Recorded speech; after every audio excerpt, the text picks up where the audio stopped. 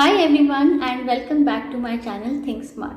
So before I start today's video, I would like to thank you all for subscribing my channel, and those who have not subscribed yet, I would like to request you to please subscribe my channel if you like my video. So अभी तक बहुत सारे videos आपने already I'm sure देखे होंगे YouTube पे या कहीं और कि आप अपना पैसा म्यूचुअल फंड्स में इन्वेस्ट करिए, म्यूचुअल फंड्स में लमसम कहाँ इन्वेस्ट करना है, कौन सा म्यूचुअल फंड बाय करना है या फिर स्टॉक में कहाँ इन्वेस्ट करना है।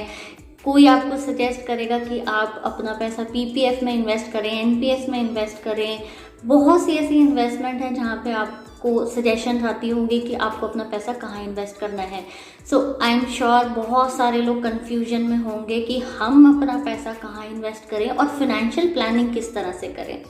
तो मैं आज फिनेंशियल प्लानिंग के ऊपर बात करने वाली हूँ, how you should do your financial planning when you are in your 30s। Yes, it is very important because जितना ज़्यादा अर्ली आप स्टार्ट करेंगे उतना ज़्यादा आपके लिए बेनिफिशियल होगा। कई सारे इन्वेस्टमेंट्स जब आप अर्ली एज पे स्टार्ट करते हैं तो आपके लिए उतने ही ज़्यादा बेनिफिशियल होते हैं। तो ये वीडियो मेरी 2 पार्ट्स में होने वाली है। आज की वीडियो मेरी बहुत ही एक ब्लूप्रिंट के जैसी होगी कि आपको फिनेंशियल प्लानिंग किस तरह से करनी चाहिए, उसमें कौन कौन से एलिमेंट्स के ऊपर आपको ध्यान देना चाहिए। So this will be part 1 and part 2 video में मैं आपको एक्चुअली बताऊंगी कि मेरे रिकमेंडेशन या मेरे सजेशंस क्या होंगे कि आपको अपना पैसा एग्जैक्टली कहाँ पे इन्वेस्ट करना है। सो सबसे पहला क्वेश्चन है, what is financial planning. So financial planning word सुनते से ही हमें लगता है कि किस तरह से हम अपना इन्वेस्टमेंट करें कि हमें उसके ऊपर अच्छा खासा रिटर्न आ जाए, कैसे हमारा पैसा ग्रो हो, कैसे हमारी वेल्थ बने, राइट। बट फाइनेंशियल प्लानिंग सिर्फ वेल्थ ग्रो करना नहीं होता है, बल्कि कुछ और एस्पेक्ट भी होते हैं जो आपको ध्यान में रखने होते हैं। तो मैं फाइनेंशियल प्लानिंग को डिवाइड करती हूँ 5 डिफरेंट पार्ट्स में। फर्स्ट पार्ट होता है आपका कंटिजेंसी प्लानिंग, जहाँ पे आप अगर नहीं है, आपकी डेथ हो गई तो आपकी फैमिली के ऊपर आपकी लायबिलिटीज़ नहीं आनी चाहिए। सेकंड पार्ट होता है आपके इमरजेंसी फंड्स, यानी कि सारा का सारा पैसा आप इक्विटी म्यूचुअल फंड्स में या डायरेक्ट इक्विटी में या इक्विटी रिलेटेड इंस्ट्रूमेंट्स में ना पार्क करें, जिसकी वजह से आपके पास में इमरजेंसी फंड्स ही ना हो। सो सेकेंड होता है provision for emergency funds. Third होता है to grow your wealth. So of course definitely जो आपका फेवरेट होता है कि इक्विटी रिलेटेड हम कहाँ इन्वेस्ट करें, सो ये होता है wealth related third part. Fourth होता है आपकी हेल्थ रिलेटेड। सो हेल्थ रिलेटेड भी आपके पास कुछ ना कुछ प्लान या प्रोविजन होना चाहिए। And last but not the least, retirement planning. So yes, साथ ही साथ आपको ये भी प्रोविजन बनाना चाहिए, अगर आप किसी कॉर्पोरेट जॉब में हैं, अगर आप किसी गवर्नमेंट जॉब में नहीं हैं, तो डेफिनेटली आपको ये प्रोविजन बना के रखना पड़ेगा कि जब तक आप अर्न कर रहे हैं आप इतना पैसा अपने पास में एक्यूमुलेट कर लें कि वो आपके रिटायरमेंट के बाद भी आपके लाइफ टाइम जो भी इनकम या एक्सपेंसेस हैं उसमें से आप अपना खर्चा चला सकते। फर्स्ट मैं यहाँ पे बात करने वाली हूँ कि पहले तो आपको एक टर्म इंश्योरेंस प्लान खरीद लेना चाहिए। ये बेसिकली आपकी रिस्क ऑफ डेथ को कवर करता है। मैंने टर्म इंश्योरेंस प्लान पे एक लंबा सा वीडियो बनाया है, अगर आपने नहीं देखा है तो please do watch. So term plan basically ये होता है कि अगर आपके पास में ऑलरेडी कोई लायबिलिटीज़ है, होम लोन, कार लोन या किसी भी तरह के लोन्स हैं, और अगर आपकी अनफॉर्चुनेटली डेथ हो जाए तो आपकी फैमिली वो कैसे रिपे करेगी। सो बेसिकली आप क्या करते हैं, टर्म इंश्योरेंस बाय करते हैं, बहुत ही मिनिमम सा प्रीमियम होता है और आपको एक बड़ा सा लाइफ कवर मिलता है। 50 लाख, 1 करोड़, 2 करोड़ जितनी भी आपकी एलिजिबिलिटी होती है या जितने का भी आप टर्म कवर खरीदते हैं। तो फ़ायदा ये होता है कि जैसे ही आपकी अगर अनफॉर्चुनेटली डेथ हो जाए तो इंश्योरेंस कंपनी आपको वो बड़ा सा अमाउंट 1 करोड़, 2 करोड़ आपकी फैमिली को पे कर देती है। सो आपकी जो लोन्स हैं वो आपकी फैमिली के ऊपर एक फाइनेंशियल बर्डन नहीं बनता, और आपने जो खरीदा हुआ घर है या कार है वो आपकी फैमिली के पास ही सिक्योर रहती है। सो ये टर्म प्लान के बारे में मैं अपने नेक्स्ट वीडियो में बात करूंगी कि मेरी रिकमेंडेशन क्या होगी, प्रीमियम कितना आता है और किस हिसाब से, किस तरह से आप इसे खरीद सकते हैं। सो सेकेंड मैं बात करने वाली हूँ इमरजेंसी फंड की। इमरजेंसी फंड क्या होता है, आपको जब भी ज़रूरत है आप अपना पैसा विड्रॉ कर सकते हैं। कई बार क्या होता है कि हम वेल्थ ग्रो करने के चक्कर में बहुत सारे इक्विटी म्यूचुअल फंड्स या ऐसे इंस्ट्रूमेंट में हम अपना पैसा पार्क कर देते हैं जहाँ पे लिक्विडिटी अवेलेबल नहीं होती। सो लिक्विडिटी अवेलेबल नहीं होने का मतलब ये होता है कि आप अपना पैसा at any point of time जब भी आपको ज़रूरत है विड्रॉ नहीं कर सकते। अगर आप कर भी सकते हैं तो आपको या तो लॉस बुक करना पड़ेगा या फिर आपको कोई पेनल्टीज लगेंगी।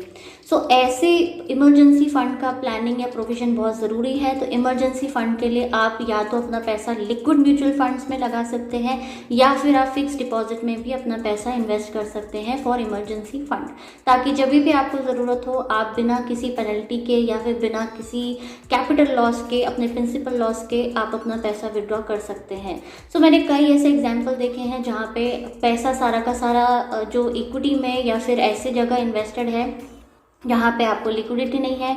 मान लीजिए आपने घर खरीदने का प्लानिंग किया है आज से 1 साल बाद, 2 साल बाद, या आपने कार खरीदने का प्लानिंग किया है, आपके जो भी गोल्स हैं, या आपने बच्चों के एजुकेशन के लिए पैसा रखा है और आपने वो पैसा कहीं और इन्वेस्ट कर दिया, और जब आपको आपका घर लेना होगा या कार लेना होगा या बच्चों की एजुकेशन हो तो आप वो पैसा विड्रॉ ही नहीं कर पा रहे, राइट।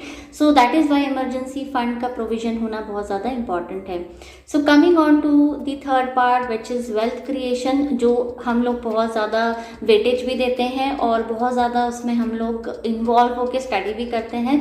सो वो आता है वेल्थ क्रिएशन में डायरेक्ट इक्विटी, यानी कि स्टॉक्स में आप इन्वेस्ट कर सकते हैं, म्यूचुअल फंड्स में आप इन्वेस्ट कर सकते हैं।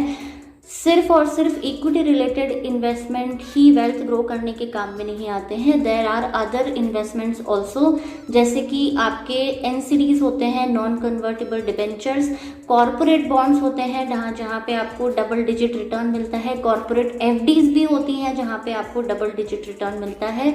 सो ये सारे इन्वेस्टमेंट्स जो होते हैं NCD, corporate bond and corporate FDs, वो एक फिक्स्ड रिटर्न देने वाले इंस्ट्रूमेंट या फिर इन्वेस्टमेंट होते हैं जहाँ पे आपको रिस्क थोड़ा या थोड़े से ज़्यादा मॉडरेट अमाउंट का रिस्क होता है या फिर कहीं कहीं पे नहीं भी होता है, पर आपको गारंटीड फिक्स्ड रिटर्न मिलते हैं, वो भी डबल डिजिट।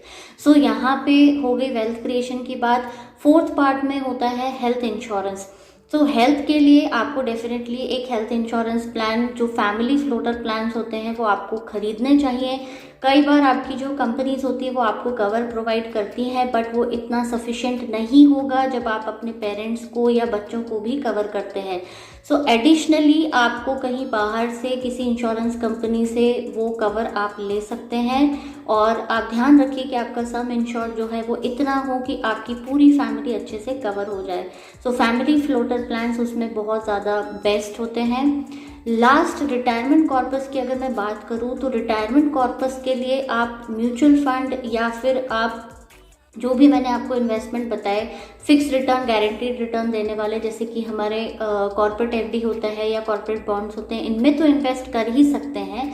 साथ ही साथ लॉन्ग टर्म इन्वेस्टमेंट यहाँ पे आपको प्रेफर करना पड़ेगा। लॉन्ग टर्म मतलब जो 15-20 साल तक आपके इन्वेस्टमेंट चलते रहते हैं, उसमें से आप अपना पैसा विड्रॉ नहीं कर सकते। जब आप अपना पैसा विड्रॉ नहीं कर पाएंगे तो वही पैसा आपका ग्रो होके आपके रिटायरमेंट की एज तक चल पाएगा। सो ऐसे इन्वेस्टमेंट में मैं एक एग्जांपल लेती हूँ पीपीएफ का। पीपीएफ के ऊपर भी मैंने एक डिटेल वीडियो बनाई हुई है already, so you can go and watch that video. So PPF investments ऐसे होते हैं कि जहाँ पे 15 साल के लिए आपका पैसा आप इन्वेस्ट करते हैं, उसके बाद आपको मैच्योरिटी पे वो पैसा मिलता है। सो अगर आप अपने 30s में हैं, 15 साल के लिए आप इन्वेस्ट करते हैं, तो आप अपना अच्छा खासा एक रिटायरमेंट कॉर्पस भी उससे बना सकते हैं। तो ये थी सारी इन्फॉर्मेशन आपकी फाइनेंशियल प्लानिंग से रिलेटेड कि आप अपने 30s में हैं तो आपको किन किन बातों का स्पेशली ध्यान रखना चाहिए। वन मोर इम्पॉर्टेंट थिंग, मैंने 30 इसलिए बोला एज, बिकॉज इस एज में अगर आप टर्म इंश्योरेंस प्लान और हेल्थ प्लान लेते हैं तो उसका प्रीमियम आपको काफ़ी कम पड़ता है।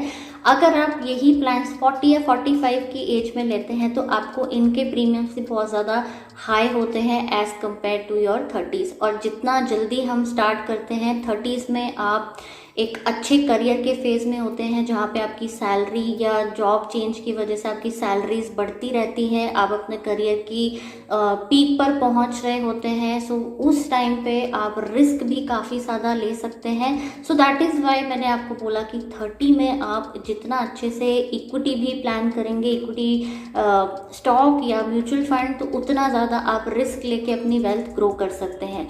सो 45 या 40 की एज में अगर आप स्टार्ट करते हैं, that is also not too late, but yes आप उतना रिस्क अपने पैसों के साथ लेना शायद प्रेफर नहीं करेंगे। So that's it for today's video. This was part 1। Part 2 में मैं लेकर आऊँगी कि कौन कौन से इन्वेस्टमेंट्स आप कर सकते हैं इन टर्म इंश्योरेंस प्लान में, हेल्थ प्लान कौन सा आप ले सकते हैं, या फिर आपको और इन्फॉर्मेशन मैं प्रोवाइड करूँगी थोड़ी कि कॉर्पोरेट एफडी क्या होती है, एनसीडीज क्या होती हैं।